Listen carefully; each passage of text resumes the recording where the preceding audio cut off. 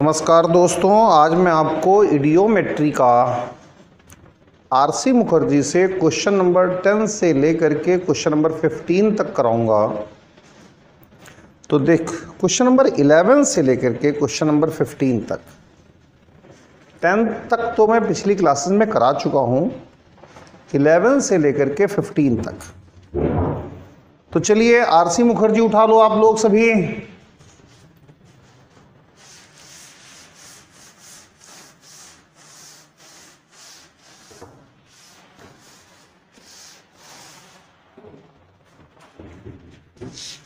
RC Mukherjee page number 67, chapter का नाम है इडियोमेट्री और टारगेट आपका रहेगा कि आप आज क्वेश्चन नंबर 11 से लेकर के क्वेश्चन नंबर 15 तक निपटा दें। तो देखते हैं सबसे पहले क्वेश्चन नंबर 11। क्वेश्चन नंबर 11 सबसे पहले मैंने आपको 1000 बार बताया है कि हाँ जी, आपको फिगर ड्रॉ कर लेनी चाहिए, फिगर ड्रॉ करनी आपको आनी चाहिए। तो क्वेश्चन पढ़ता हूं मैं, फिर फिगर ड्रॉ करता हूं। The explosion of a mixture consisting 1 volume of gas being studied and 1 volume of hydrogen yielded 1 volume of water vapor and 1 volume of nitrogen. The volumes being measured under identical conditions, find the formula of the gas. देखो बच्चों जरा, यहां पर एक volume gas है, 1 volume gas है, कोई भी गैस हो सकती है। 1 volume of gas being studied and 1 volume of hydrogen yielded। यहां पर साथ में हमने 1 वॉल्यूम हाइड्रोजन का ले लिया। इसका जो कुछ कराया हमने, उसके बाद पता चला इन दोनों की रिएक्शन हुई होगी, ठीक है, कुछ भी हुआ होगा। और रिएक्शन क्या, एक्सप्लोजन गिवन है। एक्सप्लोजन का मतलब ठीक है भाई, इन दोनों की रिएक्शन हुई होगी। और रिएक्शन के बाद 1 वॉल्यूम वाटर वेपर और 1 वॉल्यूम नाइट्रोजन डेवलप हुई।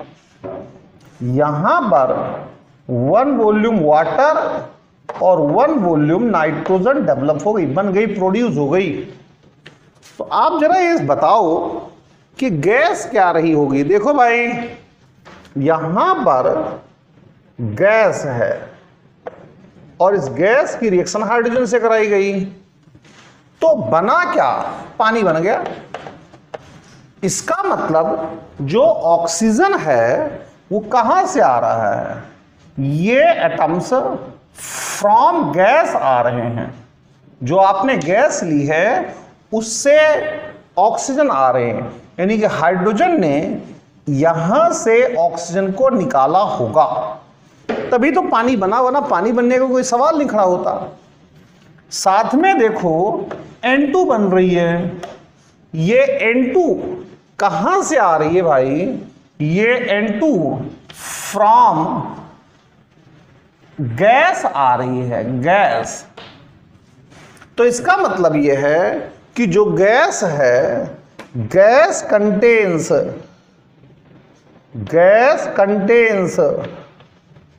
What, nitrogen and oxygen. इससे हमें पता चल गया कि गैस में नाइट्रोजन और ऑक्सीजन है। तो जरा देखो, 2 तरीके बन गए अब इस क्वेश्चन को करने के, 2 तरीके बन के तैयार हो गए क्वेश्चन को। भाई दोबारा से देखो, क्वेश्चन कह रहा है कि 1 वॉल्यूम गैस है। गैस क्या हमें पता नहीं है, बस 1 वॉल्यूम गैस है, बस बात खत्म है। 1 वॉल्यूम गैस, इस 1 वॉल्यूम गैस की रिएक्शन 1 वॉल्यूम हाइड्रोजन से करा दी गई, ठीक है जी। और बना क्या, बन क्या रहा है, जब इनकी रिएक्शन हुई तो 1 वॉल्यूम वाटर बन गया। अरे यार, इस वाटर में ऑक्सीजन कौन देगा, ऑक्सीजन तो ये गैस ही देगी ना। 1 वॉल्यूम नाइट्रोजन, नाइट्रोजन कौन देगा? नाइट्रोजन तो गैस ही देगी ना। तो किसी क्वेश्चन को यहीं पर यह क्वेश्चन हो जाएगा। बड़ा आसान सा क्वेश्चन है, इतना कुछ जानने जुनने की खास जरूरत नहीं है। अरे भाई गैस N2O ले लो, इसका एक वॉल्यूम ले लो प्लस H2। दोस्तों जब ये ऑक्सीजन इस हाइड्रोजन से रिएक्शन करेगी, इसका भी एक ही वॉल्यूम है, देखो ना एक ही वॉल्यूम तो है, तो बनाएगा H2O। ये जो H2O बन रहा है, अरे भाई क्या कह रहा है, वन वॉल्यूम ही तो है, प्लस N2 कहां से, यहीं से तो आएगा ना N2, ये वन वॉल्यूम ही तो है। तो क्वेश्चन की सारी डिमांड आप सेटिस्फाई कर रहे हैं कि ठीक है भाई H2O बना तो O कहां से आया, O गैस से आया, N2 बना तो N2 कहां से आया, ये जो गिवन गैस है उसी से आया होगा। अब देखो आप, अगर हम हाइड्रोजन का एक वॉल्यूम लेते हैं जो कि गिवन है, तो कब नाइट्रोजन का एक वॉल्यूम बनेगा, कब पानी का एक वॉल्यूम बनेगा, जब ये N2O होगा तब, और N2O का भी एक वॉल्यूम। तो इसका मतलब है ये वैसे ही पता चल रहा है कि गैस जो है वो N2O है, पता चल गया, यानी आंसर तो आ गया। लेकिन 11th क्लास का बच्चा बड़ा ही नाजुक होता है, तो मैं इसका सेकंड मेथड भी बता देता हूं, सेकंड मेथड भी इसका बता देता हूं, क्योंकि 11th क्लास का बच्चा बहुत ज्यादा नाजुक होता है। आंसर तो आ गया भाई, लेकिन फिर भी सेकंड मेथड इसका देख लो।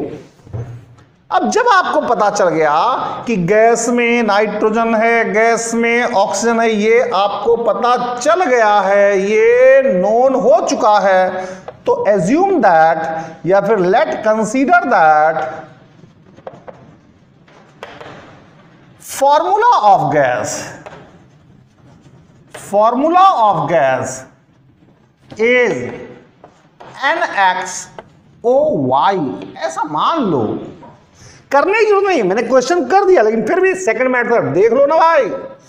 तो NaOY प्लस H2, ये प्रोड्यूस कर रहा है H2O प्लस N2, ये वन वॉल्यूम गिवन है, ये वन वॉल्यूम गिवन है, ये वन वॉल्यूम गिवन है, ये वन वॉल्यूम गिवन है।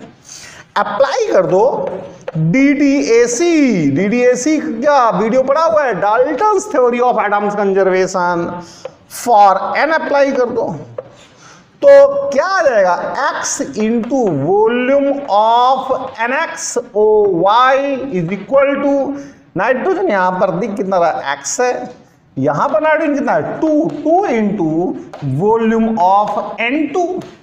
ठीक है भाई, इसका वॉल्यूम कितना है, अरे 1 है ना यार, ये गिवन है 1, 2 इंटू वॉल्यूम ऑफ N2 कितना है यार, ये गिवन है ना 1। This implies that X is equal to 2, X is equal to 2 आ गया, तो N2O ही तो गैस था, बेवकूफी में आप लोग करवा रहे हो, कोई बात नहीं, करते हैं। अब हम दोबारा से DDAC फॉर O भी अप्लाई कर देते हैं, तो Y into volume of NaOY, यहां पर 1 है, तो वॉल्यूम ऑफ H2O, तो Y into 1 is equal to 1, this implies that Y is equal to 1। तो क्या आ गया फॉर्मूला, क्या आ गया यार, N2O आ गया ना। अरे क्या था भाई, NaOY था, कुछ भी नहीं करना है, X की जगह पर 2 प्लेस करना है और Y की जगह पर 1 प्लेस करना, आ गया, कहीं कोई दिक्कत नहीं है। इस तरीके से ये आपके पास N2O आ चुका है, कोई दिक्कत नहीं है। अब 11 तो हंसी मजाक का क्वेश्चन था, 12th पर चलते हैं, क्वेश्चन नंबर 12 पर चलते हैं।